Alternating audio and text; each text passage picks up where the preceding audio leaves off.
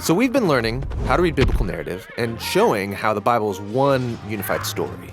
But 30% of the Bible is made up of ancient poetry. And I don't know about you, but I don't read a lot of stories where 1 out of 3 pages is some kind of poem. Yet poetry is everywhere in the Bible. Some biblical books are entirely poetry. Most of the Hebrew prophets wrote masterful poems, and the majority of God's speech in the Bible is represented as poetry. It's also very common in biblical narrative for the story to pause while a character breaks out in poetic song. Like in the Exodus story, there's a narrative about Moses leading the Israelites through the waters of the sea, and that's followed by a beautiful poem about the very same thing. Why a story and a poem? Wouldn't one version suffice? Well, poetry has a different purpose than stories. Instead of describing the difference, let's just experience it. Okay. So, one part of the story goes like this. The waters were divided, and the Israelites went through on dry land with a wall of water on their right and on their left. That seems pretty clear. Right? Now the poem, telling the same event. O Lord, by the blast of your nostrils, the waters piled up. Surging waters stood like a wall. Deep waters congealed in the heart of the sea.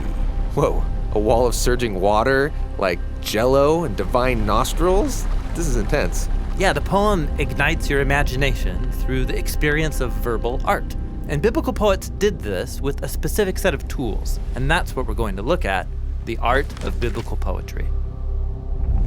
The basic unit of any poem is the line.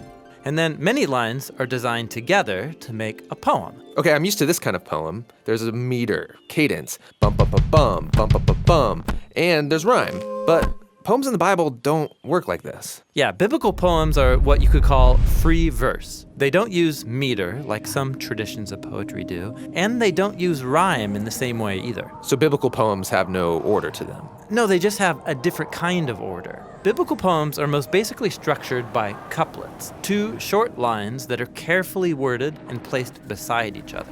The first line makes the basic statement, and then the second line develops it in some way. It can do this by completing the thought, or deepening it with different words or images, or by contrasting it in some way. So check out the opening of Psalm 51. You can see it in action.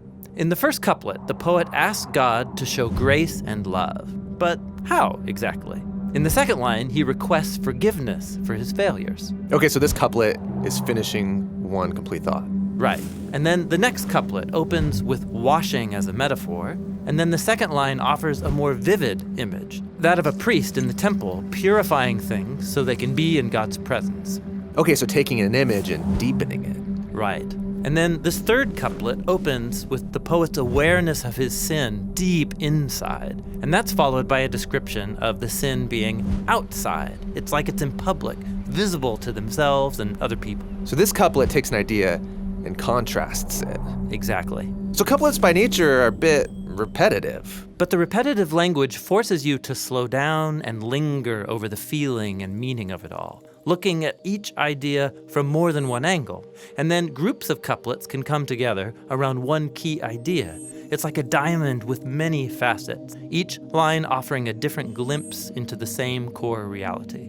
So this poem is exploring what it's like to be forgiven, offered a second chance. And that's the kind of experience that can change a person. It's worth savoring and pondering. Now, biblical poets also use repetition on a larger scale. In many poems, you'll find a key line that's repeated multiple times. That's called a refrain. Or they'll open and close the poem with a similar couplet. That's called an inclusio. Now, so biblical poets love design. Oh yeah, these are works of verbal artistry. These poets use repetition to create all kinds of elaborate patterns that invite the reader to make connections between different parts of the whole poem that open up even deeper layers of meaning. Cool. So I'm feeling at home with ancient Hebrew poetry. But remember, poetry isn't something you master and then move on. Biblical poems are a bottomless well. They're packed with a surplus of meaning for those who are willing to slow down and ponder them. And they're trying to pull my mind in new directions and discover new ideas. Exactly. And there's even one more tool that biblical poets have to do that very thing, and that's what we'll look at in the next video.